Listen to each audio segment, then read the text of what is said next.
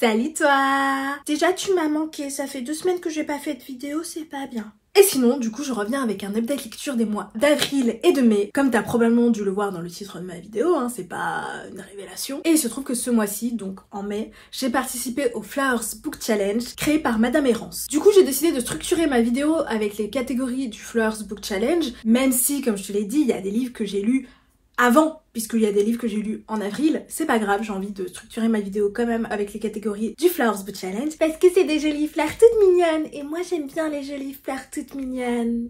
Bien évidemment, je te mets en barre d'infos la vidéo explicative faite par Madame Errance de son propre challenge, parce que moi je vais pas rentrer dans les détails et t'expliquer le challenge, parce que déjà ma vidéo va être super longue, parce que tu vas voir qu'en 2 mois, j'ai quand même pas mal lu. J'ai lu 20 livres, dedans il y a des graphiques, hein, des mangas, mais pas beaucoup. Donc c'est quand même beaucoup 20 livres. J'espère que t'es bien installé parce que la vidéo va être longue.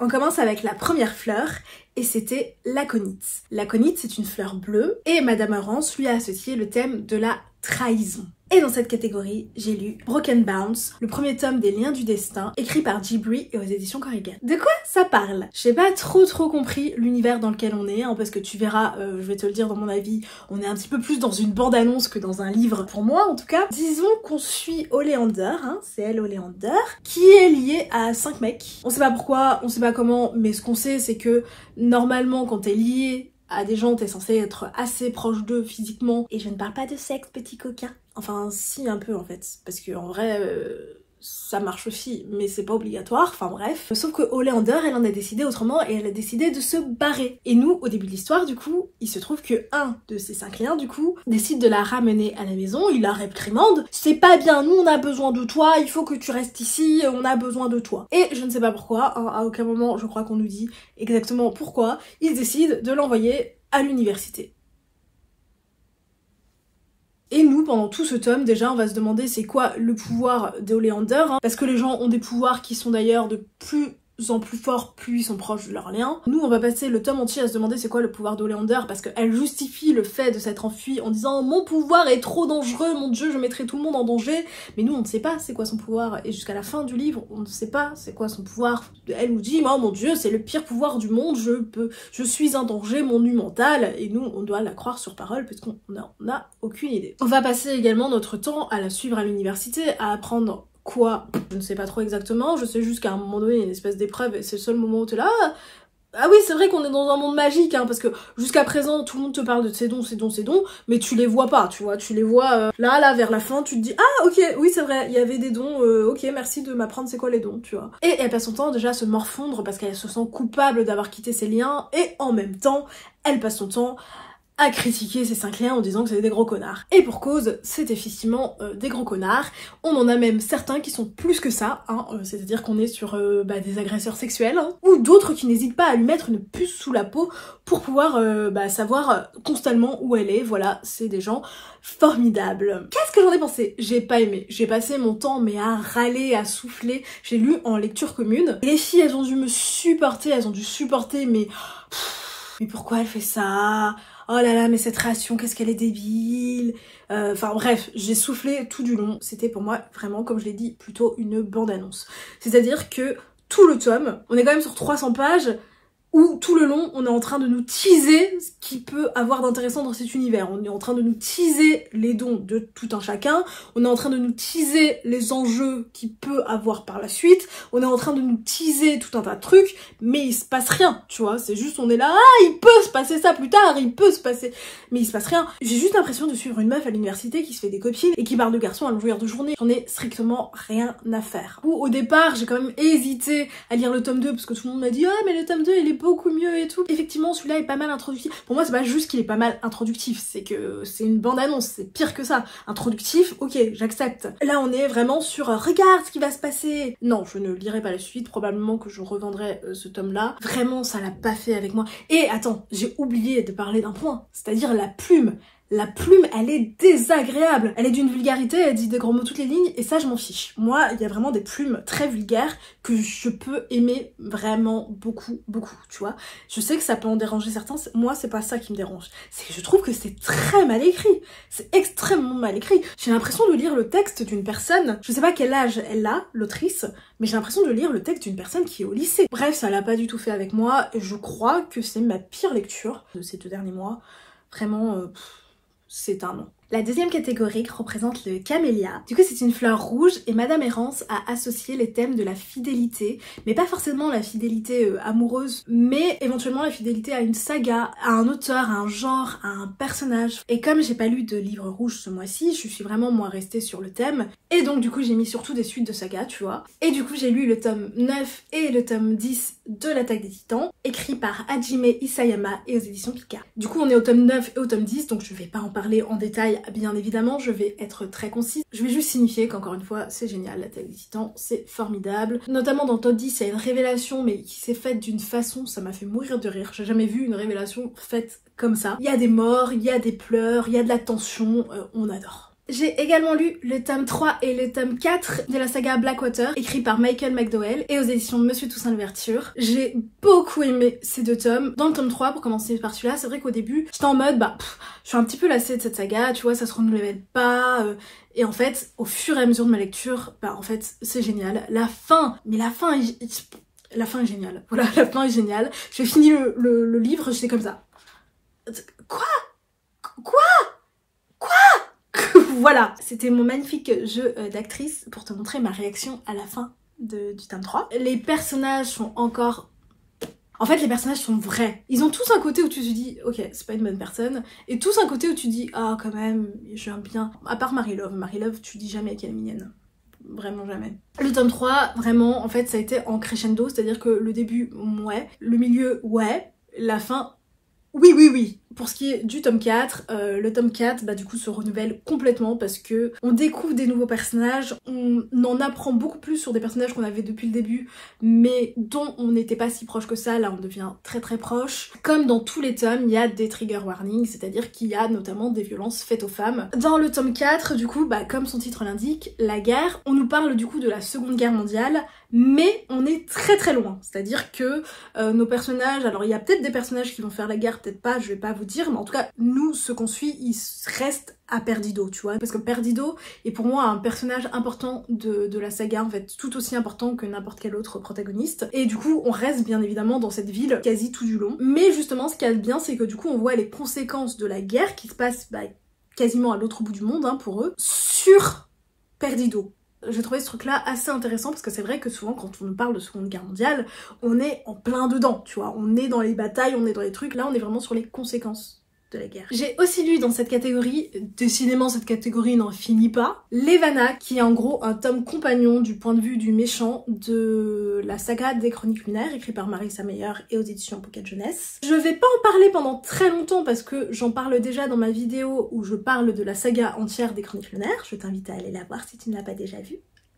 Mais globalement, en gros, comme pour moi tous les tomes compagnons, ce n'est pas indispensable, mais celui-là, je le conseille fortement parce que je l'ai trouvé très intéressant. On est dans le passé et on voit comment elle en est venue à être la méchante qu'on connaît. Et c'est juste glaçant parce qu'elle est affreuse dès le début en fait. Comme t'es dans son point de vue, elle ne se rend pas compte que ce qu'elle fait, ça va pas du tout, tu vois. Tu vois, notamment parce que, bien évidemment, comme Marissa Meyer met des histoires d'amour dans absolument tous ses livres, bien évidemment, elle a mis une histoire d'amour dans celui-là aussi, je mets des guillemets parce que si tu le lis, tu verras que bon, l'amour, il est surtout dans un sens, hein, voilà. Enfin, c'est monstrueux ce qu'elle fait avec lui, tu vois, c'est vraiment monstrueux. Je vais pas en dire plus, mais elle prend une décision par rapport à lui qui est, mais t'es là, mais il faut pas faire ça, madame, vraiment pas, jamais de la vie il faut faire ça, enfin, t'as plein d'autres possibilités en fait, fais pas ça. Bref, pour moi, encore une fois, pas nécessaire, mais extrêmement intéressant.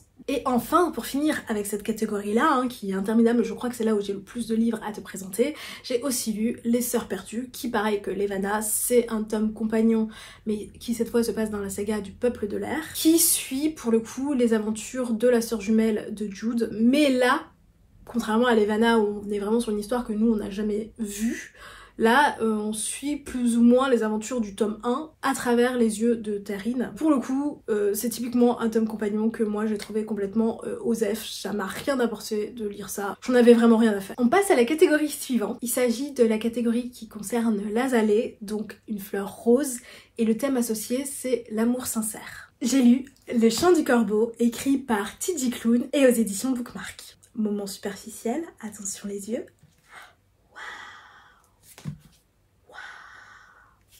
Bon, si tu ne vois pas assez que c'est rose, je vais enlever la jaquette, comme ça on verra bien que c'est rose. Voilà, c'est tout rose.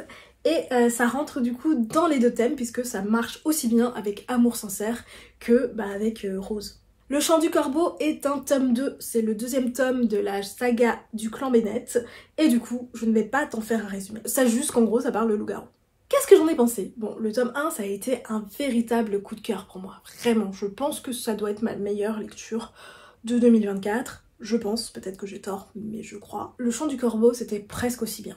J'ai adoré également. Je l'ai un petit peu moins aimé que le tome 1, tout simplement parce qu'on n'est pas du point de vue du même personnage. C'est-à-dire dans le tome 1, on était du point de vue de Ox, et Ox, je l'aime d'amour, amour, amour. Je l'aime tellement, Ox. Et là, on était du point de vue de Gordo, qui est un personnage que dans le tome 1, j'aimais déjà, mais pas du tout autant que Ox. Et ici, j'ai appris à plus l'aimer, parce que c'est vrai que dans le tome 1, des fois, il me saoulait, parce qu'il était toujours pas content, crelugneux, mini, toujours il faisait la gueule, quoi. Et là, on comprend plus ou moins pourquoi, hein, en étant dans sa tête, ce qui fait que je me suis beaucoup plus attachée à lui que dans le tome 1, bien évidemment. Tidji Clown a quand même réussi ce tour de force, qui est que comme Ox, au bout d'un moment, j'étais lui, j'étais pas juste avec lui, c'était vraiment je me suis sentie être Gordo, comme je me suis sentie être Ox dans le premier tome. C'est juste formidable parce qu'il y a vraiment pas beaucoup d'auteurs qui arrivent à faire ça avec moi. Je sais pas si Tidji Clown y arrivera dans tous ses livres parce que j'ai lu Sous la porte qui chuchote et c'était pas ça dans... J'ai beaucoup aimé Sous la porte qui chuchote mais c'était pas... j'ai pas ressenti ce truc là quand même. Ça va peut-être avec juste ce thème, le thème des loups-garous tu vois. En tout cas pour l'instant il reste encore 2 tomes à lire mais pour l'instant c'est une saga que je conseille vivement parce que... j'aime d'amour les personnages. Comme je l'ai dit, et c'est pareil pour ce tome-ci, l'histoire elle est pas originale.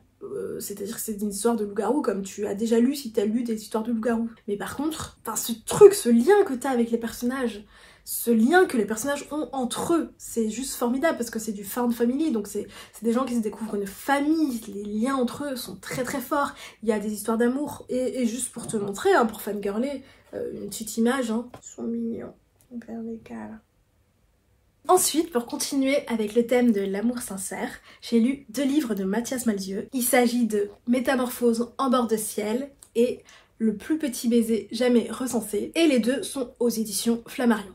Je vais pas te parler des 2 en même temps, mais comme c'est 2 livres de Mathias Malzieu, voilà, je te montre les 2 livres. Je vais te parler d'abord de Métamorphose. Allez, on parle d'abord de Métamorphose. Métamorphose en bord de ciel, de quoi ça parle? On suit Tom Clanmouth, qui en gros est un cascadeur raté. Et en plus de ça, il apprend un jour qu'il a une maladie incurable. Voilà, donc le mec n'a vraiment pas de chance dans la vie. Il se retrouve à l'hôpital. Pour pouvoir contrer la peur de sa mort inévitable, il se retrouve à rêver d'être un oiseau. Mon résumé est très mauvais. Je sais pas comment le résumer sans spoiler. Qu'est-ce que j'en ai pensé? Bon, comme toujours, Mathias Malzieu, il a une plume, mais merveilleuse. Il aborde également des sujets très durs, avec une poésie, une tendresse qui fait qu'on n'est pas en train de chialer toutes les 2 secondes, alors que ici par exemple il nous parle de maladie incurable et que tu pourrais te dire oh mon dieu c'est triste, mais il le fait tellement avec une... je sais pas comment décrire ça. Le sentiment que ça inspire pour moi c'est pas la tristesse, c'est... je sais pas quel sentiment, c'est très beau. Ça parle de rêve, ça parle d'acceptation de la mort, ça parle de résignation, ça parle d'accomplissement, ça parle, enfin tu vois, ça parle de plein de choses formidables, la plume est toujours magnifique, enfin, laisse-moi te lire, c'est vraiment pas représentatif, il y a tellement de plus jolies choses, mais déjà le début. Je m'appelle Tom Hématome Clanmouth, on prétend que je suis le plus mauvais cascadeur du monde. Ce n'est pas complètement faux. Je suis douée d'une maladresse physique hors du commun, j'ai le pouvoir de me cogner comiquement aux choses. La liberté des oiseaux m'impressionne, je les regarde peut-être un peu trop. Enfin voilà. Mais j'avoue, il y a quand même un mais que c'est pareil pour l'autre livre. C'est pour l'instant les 2 livres de Mathias Malzieu qui m'ont le moins plu. Pour moi, c'est quand même très en dessous de La mécanique du cœur. Hein. Pour moi, La mécanique du cœur, c'est une pépite vraiment. Et Métamorphose en bord de ciel, c'est un très bon livre. mais je le classerai pas dans les pépites, contrairement à La mécanique du cœur. Et pour ce qui est maintenant du plus petit baiser jamais recensé, donc écrit aussi par Mathias Malzieu, c'est encore plus compliqué à résumer. Comment je vais te résumer ça? On a un mec dont j'ai oublié le nom, mais qui en gros est un inventeur dépressif, qui rencontre à une soirée une fille qui disparaît quand on l'embrasse. Alors moi personnellement je me dis que c'est plutôt mauvais signe et que je vais juste pas insister avec cette fille, que je vais la laisser tranquille, mais lui il veut tout faire pour retrouver cette fille. Il veut tout faire jusqu'à aller voir un vieil inventeur aussi je crois, je ne sais plus, qui a un perroquet qui a la capacité de pouvoir l'aider à retrouver les filles d'une façon somme toute originale, tu découvriras si tu lis le bouquin. Qu'est-ce que j'en ai pensé? Comme toujours, la plume de Mathias Malzieu est formidable. J'ai moins aimé encore que Métamorphose en bord de ciel, je pense que c'est le Mathias Malzieu que j'aime le moins. Pourtant j'aime bien le thème qu'il aborde, c'est-à-dire qu'ici on est sur la timidité, les personnes qui sont éventuellement, qui se sentent éventuellement invisibles. Comme d'habitude, ce truc de la femme invisible, c'est une image pour représenter autre chose, comme d'habitude. Je peux pas rentrer dans les détails parce que sinon je spoil, donc je peux pas, mais les thèmes abordés, moi c'est quelque chose qui m'a beaucoup plu parce que c'est pas forcément quelque chose qu'on retrouve partout non plus. Reste que je sais pas, l'histoire m'a moins emportée que d'autres histoires qu'a pu écrire Mathias Malzieu, mais ça reste toujours très agréable de découvrir la plume de Mathias Malzieu dans chaque nouvelle œuvre. Et je crois que c'était le dernier Mathias Malzieu que j'avais en ma possession, donc il faut que je m'achète. Je crois qu'il me reste le vampire en pyjama ou je sais plus trop quoi là, que j'ai pas... et le guerrier de porcelaine. On passe maintenant à l'œillet, qui est une fleur verte. Le thème qui était associé, c'était Good Vibes. J'ai lu La mémoire de Babel, qui est le 3e tome de La Passe Miroir, écrit par Christelle Dabos et les éditions Gallimard Jeunesse. Alors lui, il rentre dans vert, Good Vibes, je suis pas trop sûre. Après, c'est pas des bad vibes non plus, tu vois, c'est entre deux. Je pense que ça peut passer en vrai dans Good Vibes, c'est pas... ça va. C'est un tome 3, ça n'a pas d'intérêt que je te dise de quoi ça parle du coup. J'avais adoré, mais vraiment adoré le tome 1 et le tome 2. J'avais trouvé que c'était vraiment des pépites. J'adore la plume de Christelle Dabos, j'adore son univers, j'adore ses personnages. Le tome 3, j'ai beaucoup aimé, mais pour moi il est en dessous du tome 1 et du tome 2. L'action se passe quasiment exclusivement dans un seul lieu. Le lieu, je l'ai pas trouvé exceptionnel, je l'ai pas trouvé incroyable, donc du coup je m'en suis un petit peu lassée. Les personnages qui entourent Ophélie sont un peu différents des personnages qui l'entouraient précédemment et je les aime un petit peu moins, les nouveaux personnages qu'elle rencontre dans ce tome-là. Sans les détester, hein, Christelle Dabos, c'est quand même très bien écrire les personnages, y'a pas de problème à ce niveau-là. L'intrigue en elle-même m'a moins prise aussi, enfin bref, c'est beaucoup de moins par rapport au tome 1 et au tome 2, mais comme les deux étaient incroyables, ça reste quand même une lecture très agréable. Pour l'instant, je ne peux que conseiller de se lancer dans la saga de La Passe Miroir. Il me reste un tome à lire et j'espère que ce dernier tome confirmera mon amour pour cette saga. J'ai aussi lu dans cette catégorie Prospérine, virgule point et la phrase sans fin, écrit par Laure d'Argelos et aux éditions Rivka. Ce livre est un ovni. Déjà, je veux juste parler de l'édition avant de parler de ce livre. Je la trouve fantastique. Là, comme ça, tu te dis, avec tous mes livres, les gros livres, là, avec du jaspage, ça paye peut-être pas de mine. Sauf que, à l'intérieur, laisse-moi te montrer un exemple. Tu vois, bon, déjà, t'as des illustrations, mais en plus, tu vois, t'as des trucs comme ça, là.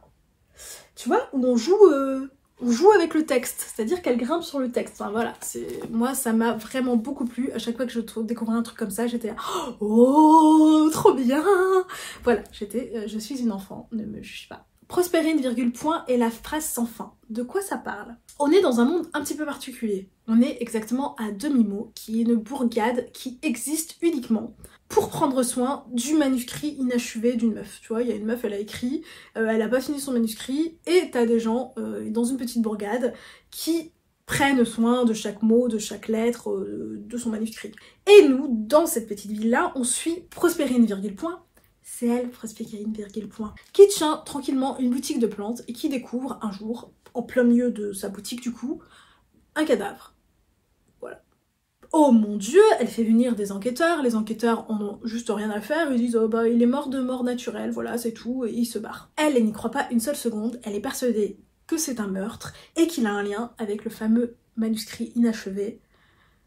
Je sais absolument pas comment finir ma phrase. Qu'est-ce que j'en ai pensé? J'ai adoré. C'est du jeunesse, hein. C'est vraiment du jeunesse. C'est un ovni, c'est une pépite, c'est trop bien. C'est-à-dire que l'autrice joue avec les mots constamment, joue avec le français, avec la ponctuation, avec la grammaire, avec la conjugaison, enfin Bref, elle joue avec les mots, hein, je crois que t'as compris. L'histoire en elle-même, en soi, c'est tout simplement une enquête policière. C'est vraiment le fait de l'avoir mis dans cet univers-là qui en fait autre chose que ça. Mais en soi, on est quand même sur des personnages qui cherchent à résoudre un meurtre. Moi, je suis pas très thriller, je suis pas très policier.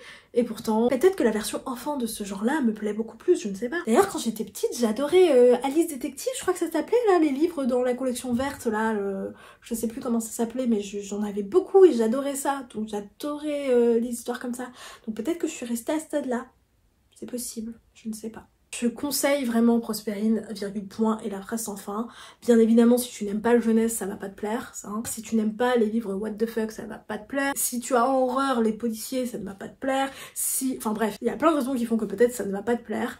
Mais si tu es une personne ouverte à découvrir des nouveaux trucs, je conseille vivement Prospérine, virgule point et la phrase sans fin. Ça a été une très bonne lecture pour moi. On passe à la catégorie de la pétunia, qui est une fleur orange. Et le thème associé, c'était la colère.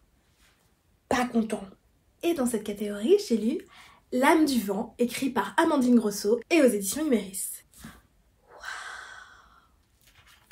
Ah, sticker, je ramasserai plus tard. Wow. Wow. Oh, j'ai déjà montré cette partie-là. Voilà, regarde. C'était le moment superficiel, ce livre est d'une beauté certaine. Laisse-moi ramasser le sticker qui s'est cassé la gueule. De quoi ça parle? On suit Baya qui veut être une siroc oracle, c'est-à-dire qu'elle veut en gros lire l'avenir dans des espèces de boules comme ça là devant. Pour ce faire, elle va à la rencontre de la seule personne qu'elle connaît qui connaît le métier, donc il s'agit de la Malrose, pour demander à être formée. Plusieurs années plus tard, du coup, une fois qu'elle a appris le métier, une jeune mariée qui a l'avenir devant elle, veut savoir son avenir, hein, elle est toute enthousiasme, tout ça, en plus on lui a payé, et ça coûte hyper cher hein, de s'offrir les services de Baya, hein. Je comprends très bien pourquoi elle a voulu faire ce métier à la base. Donc elle est ravie, c'est la première fois qu'elle va pouvoir se payer quand on lui lise l'avenir dans le vent, sauf que Baya, elle lui annonce une très mauvaise nouvelle, c'est-à-dire qu'elle lui dit, en gros, qu'elle va être atteinte d'une maladie très chelou, un truc où en fait, t'as faim tout le temps. Mais t'as pas faim que de trucs comestibles, enfin tu vois, des fois t'as faim de... Voilà, t'as faim de pas des trucs comestibles. Et du coup c'est assez handicapant quand même dans la vie. T'as beau manger, ça te, tu vois, ça te remplit pas. Tu veux manger encore et encore et encore et encore. Bon du coup la mariée se casse, elle fait la gueule parce qu'elle est pas très contente, hein, elle a payé cher, rappelons-le, pour avoir cette info. Et du coup Baya, scandalisée, se rend compte qu'en fait cette maladie-là, ce sera pas la seule à l'avoir, c'est une épidémie qui est en train de se créer dans la ville où elle habite. Du coup, elle va partir à la recherche d'un remède ou d'une solution, enfin bref, d'un truc pour pouvoir faire en sorte d'éradiquer cette maladie. Qu'est-ce que j'en ai pensé? Alors déjà, la pub est splendide, c'est vraiment de l'orfèvrerie. Toutes les phrases sont très belles. Oh, mais tu vas arrêter de tomber, sticker là? Bon ça va, tu restes là, t'es puni. Certaines vies dansent au gré du vent. Il suffit d'un souffle pour les entraîner ailleurs, car les âmes sont volages. Elles plongent avec délice dans les bourrasques, elles ploient sous la lisée, et frais l'esquif se laissent voguer. Quelquefois, des tempêtes vous renversent. La mienne s'appelait la Malrose. Et tu vois, tout est écrit comme ça, avec cette poésie, c'est très très beau. Mais c'est vrai que sur moi, ça a un petit peu eu un effet somnifère. Je te cache pas que j'ai fait beaucoup de siestes en lisant ce livre. Hein. Vraiment, beaucoup. Mais je crois que c'est vraiment personnel avec moi, je sais pas, la musique des phrases, moi, elle m'a endormie. Mais c'est absolument pas ennuyant, parce que je te dis ça, tu vas me dire « Ah putain, mais ça a l'air très chiant en fait ce livre, si tu t'endors quand tu le lis. » Non, c'est pas ça, c'est vraiment pas ça. C'est de la quête initiatique, c'est une jeune fille qui va à la rencontre d'un monde qu'elle n'a jamais vu avant. On est sur de la fantaisie qui se passe beaucoup dans du désert. Il y a beaucoup de sable, beaucoup de chaleur, beaucoup d'étendues comme ça. Il y a plein de créatures extrêmement intéressantes, des créatures qu'on a pas forcément vues ailleurs. Il y a plein de choses passionnantes. En plus, l'autrice a eu l'audace de faire en sorte qu'il arrive des choses à ces personnages qui sont irréversibles, qui sont audacieuses. Donc c'est très très intéressant. Plein de choses intéressantes. Le bémol pour moi, comme je t'ai dit, bon, c'est la plume que j'ai trouvée assez envoûtante jusqu'à m'endormir. Et aussi, également, j'avoue, les personnages, parce que j'aime bien le personnage de Baya, mais je trouve qu'il y a une distance entre elle et moi. Et c'est encore plus vrai entre moi et les autres personnages, parce que Baya, on est vraiment avec elle. et je sais pas, il m'a manqué d'un truc d'empathie, d'un truc d'attachement avec ce personnage. Je pense que si j'avais eu ça, j'aurais pu le classer en excellente lecture. Là pour moi c'est une bonne lecture et c'est déjà très très bien. C'est le premier livre de la maison d'édition Imeris et ils ont mis la barre très très haute et j'ai hâte de découvrir leur prochaine parution. J'ai hâte également de relire d'autres textes d'Amandine Rousseau. J'avoue que si je lis un autre texte d'elle qui m'endort, je sais pas si j'en lirai d'autres après parce que c'est quand même pas si facile de finir un livre quand t'as envie de dormir à chaque fin de chapitre, c'est assez compliqué. Mais je vais tenter quand même parce que vraiment par contre c'est d'une beauté infinie. J'ai lu aussi dans cette catégorie le deuxième tome de la BD Game of Thrones, tiré de l'histoire de George R.R. Martin, écrit et illustré par D. Abraham et T. Patterson, et aux éditions d'Argo. Je vais pas en parler très longtemps, je vais juste dire que en fait j'ai décidé d'arrêter. Je vais pas continuer à découvrir Game of Thrones en BD parce que je trouve ça sans intérêt. Je trouve ça... En fait dans le premier tome j'aimais bien la mise en scène, donc je me suis dit ok il y a peut-être des choses intéressante à découvrir cette histoire d'une autre manière. Mais ici, j'ai pas trouvé de la mise en scène exceptionnelle. Le dessin, je le trouve pas spécialement beau, voire je le trouve même moche. Voilà, désolée. En plus, je trouve que tous les personnages ont à peu près la même gueule, donc pour s'y retrouver, il y a beaucoup trop, mais alors beaucoup trop de cases. Tu sais, les cases qui t'expliquent les pensées des personnages, qui t'expliquent le contexte, la situation. Enfin bref, si j'ai envie de lire ce genre de truc, je préfère lire George R.R. Martin que de les découvrir dans cette BD, je m'en fiche. Bref, je ne continuerai pas à découvrir Game of Thrones en BD, ce qui me rend très triste parce que ça me faisait très plaisir de découvrir cet univers que j'aime beaucoup d'une autre façon, mais en fait, là, je suis pas fan. Le dernier livre que je mets dans cette catégorie, c'est La Cour des Ténèbres, le premier tome de Vampiria, écrit par Victor Dixon et aux éditions Robert Laffont. Donc bien évidemment ça ne rentre pas dans le thème orange, mais par contre ça rentre bien dans le thème colère, hein, parce que notre protagoniste principale elle est bien en colère tout le temps. Donc de quoi ça parle? On est dans notre monde, mais il y a eu un élément historique qui ne s'est pas produit tout à fait de la même façon. C'est-à-dire que le roi Soleil n'est pas mort, et pour cause, il a même trouvé une solution pour se donner la vie éternelle, et donc actuellement, hein, de nos jours, il est toujours roi. Donc comme tu peux l'imaginer, le monde n'a rien à voir avec le monde actuel, même si on est quand même de nos jours. On est de nos jours, mais avec le roi Soleil qui règne toujours. Il y a quand même une toute petite rikiki contrepartie à avoir la vie éternelle. C'est-à-dire que il ne peut pas sortir en plein jour et qu'il est obligé de se nourrir exclusivement de sang. Je pense que tu l'auras compris, hein, c'est du coup devenu un vampire. Comme il se sentait un petit peu seul, bien évidemment, il a fait des petits bébés vampires autour de lui, hein, il a transformé les gens en vampires. Bien évidemment, ce n'est que des nobles, parce que si t'es pas noble, tu ne mérites pas, tu n'es qu'une merde. Donc pourquoi on te donnerait la vie éternelle? Pourquoi? Dis-le moi. Et nous, on suit Jeanne Froidelac, qui est une roturière, hein, une campagnarde toute innocente, qui du coup n'est pas noble, hein, du coup c'est une merde, hein, pour les gens de ce monde-là, hein. Mais elle vit quand même sa vie tranquillement, hein, tout se passe bien, sauf que un jour t'as des mecs qui arrivent chez elle et qui massacrent sa famille dans son entièreté. Jeanne elle est pas contente, hein, parce que c'est pas très gentil quand même. En plus de ça, peut-être qu'on va vouloir la tuer elle également, et du coup elle trouve comme seule porte de sortie d'aller s'inscrire dans une espèce d'académie pour devenir écuyère du roi, qui, rappelons-le, est un vampire. Qu'est-ce que j'en ai pensé? Bah écoute, c'est pas si mal, c'est pas incroyable, mais c'est pas si mal. Jeanne, elle m'a fait grincer des dents pas mal de fois parce que elle est, pour moi c'est une anti-héroïne, hein, c'est-à-dire que sous couvert de vengeance, elle fait des choses, enfin c'est pas un modèle tu vois, elle fait des choses, moi je ferais pas ça personnellement, tu vois, je trouve pas ça hyper morale, hyper correcte, les actes qu'elle commet, tu vois. Je trouve même qu'en réalité, elle est peut-être bien au même niveau que les gens responsables de la mort de sa famille, tu vois, dans les actes qu'elle commet. Et ça m'a fait grincer des dents parce qu'il y a pas mal de fois où elle justifie ces trucs sous couvert de vengeance alors que des fois elle s'attaque à des gens qui n'ont absolument rien à voir avec le choucroute. Voilà, c'est pas une personne très fréquentable, Jeanne. Moi je serais pas sa copine personnellement. Moi j'aime bien les anti-héros, donc ça ne me gêne pas du tout. J'ai plutôt bien aimé, même si en réalité par exemple j'ai bien aimé le personnage de Jeanne. Mais c'est vrai que tous les personnages autour d'elle, j'étais pas forcément fan. À la limite Naoko, j'aimais bien Naoko aussi. Le côté vampire, on nous prépare sur les éventuelles coutumes vampiriques. On voit quand même des vampires, hein, y a pas de souci avec ça, mais c'est vrai que c'est pas le cœur du truc. Mais on nous prépare à être plus avec eux peut-être par la suite. Et j'ai très hâte de découvrir parce que pour l'instant je trouve que ce qu'on sait c'est assez classique, c'est assez banal ce qu'on sait sur les vampires, c'est-à-dire qu'ils vont pas au soleil, ils se nourrissent de sang, ils sont un peu sadiques, ils sont beaux gosses, enfin tu vois, des trucs qu'on a déjà vus et revus, mais en même temps il y a des bribes de choses un petit peu plus singulières, un petit peu plus originales, et j'ai très hâte de voir ce qui va en être par la suite. Du coup, c'était vraiment une bonne lecture. La prochaine catégorie, c'était les boutons d'or, donc une fleur jaune, et le thème associé, c'était la jeunesse. Donc il fallait lire un livre jeunesse. J'ai lu un livre qui rentre dans les deux thèmes, à savoir D'oreille d'oreiller, écrit par Flore Vesco et aux éditions M+, de l'école des loisirs. De quoi ça parle? On suit Mrs. Watkins, qui a 3 filles. Des filles un petit peu propres sur elle, polies, jolies, charmantes, chiantes. Et un jour, elle apprend que le beau et riche Lord Anderson veut se marier.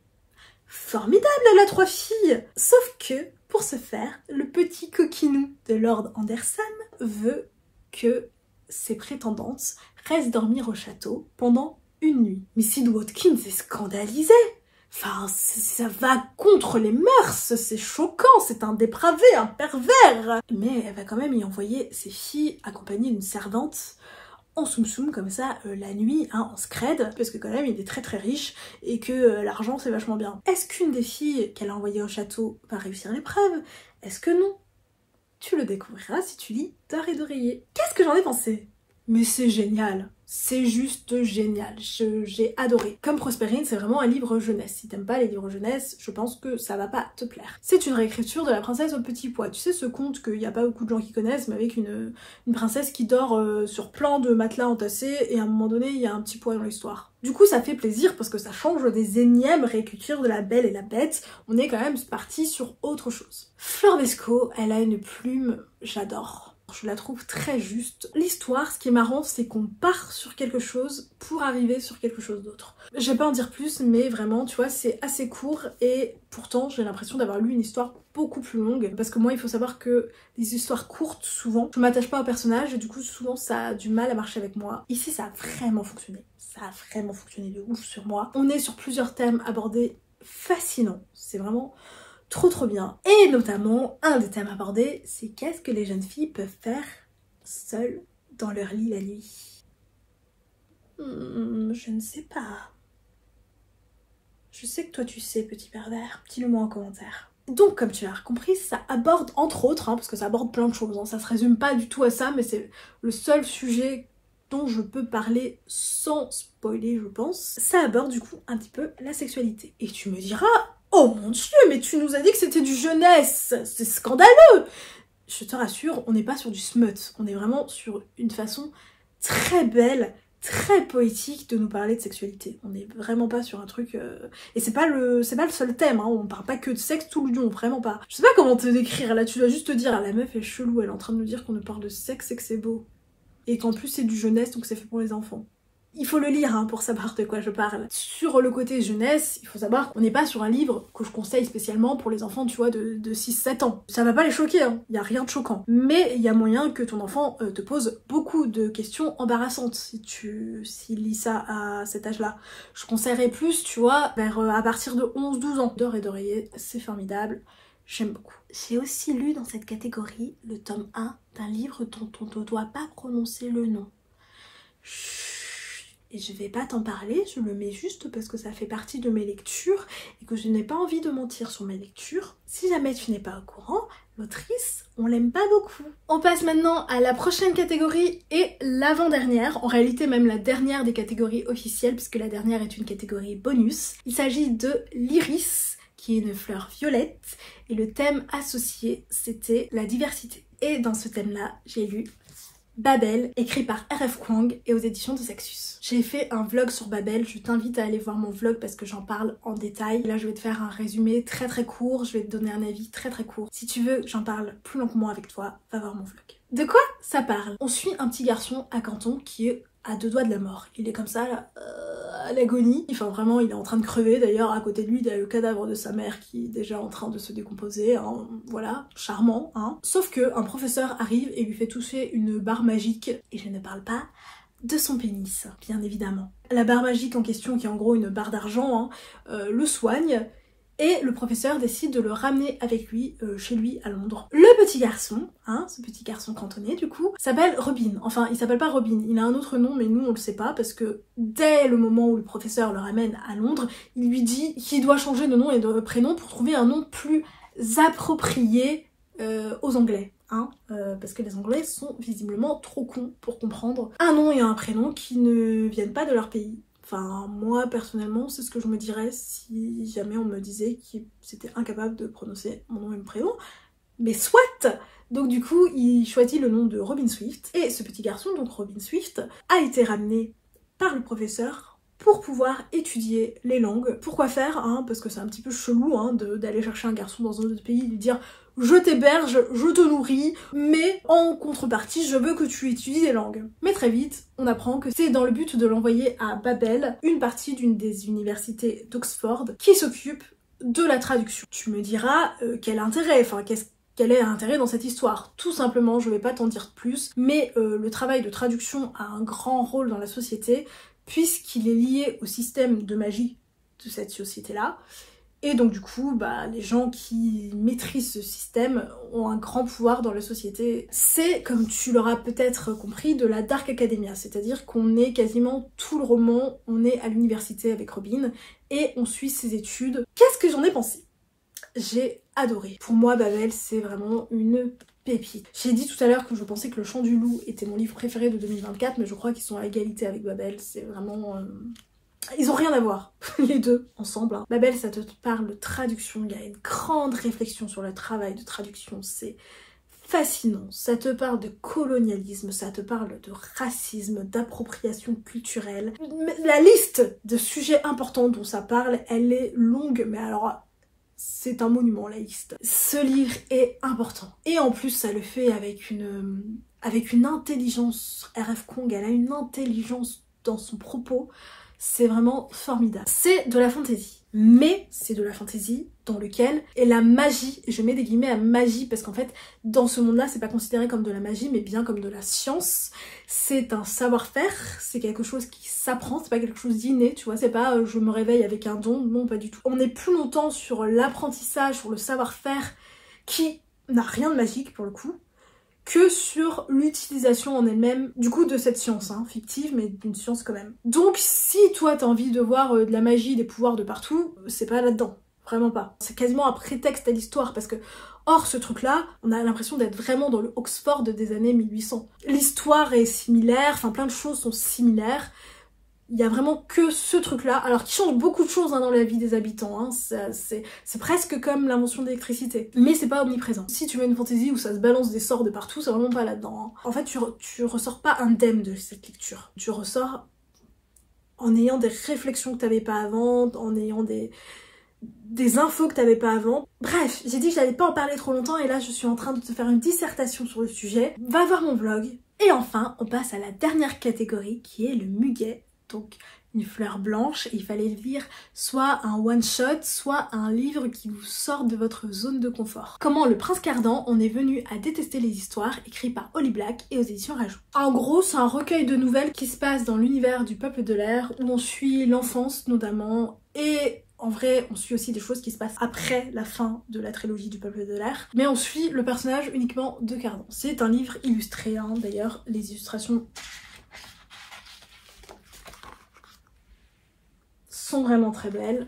On est vraiment sur du beau travail. En fait, si tu veux, à l'exception des illustrations, que j'ai trouvé très très belles, j'ai trouvé que le livre n'avait pas grand intérêt. Les nouvelles, osef, hein, on pourrait très bien s'en passer. C'est pas désagréable, je trouve que ça n'apporte pas grand chose en plus dans l'univers du Peuple de l'Air. Ça m'a pas fait comme le Vanna. Le Vanna, je te conseille quand même de le prendre, malgré tout. Celui-là, pas spécialement. À part pour les illustrations, vraiment pas spécialement. Voilà, cette vidéo est maintenant terminée, j'espère qu'elle t'aura plu. Si elle t'a plu, n'hésite pas à liker, à t'abonner, à partager. N'hésite pas à commenter, bien évidemment. Si tu as été jusqu'au bout, comme on reste sur le thème du Flowers Book Challenge, tu peux me mettre des petits emojis fleurs. Sur ce, Des bisous.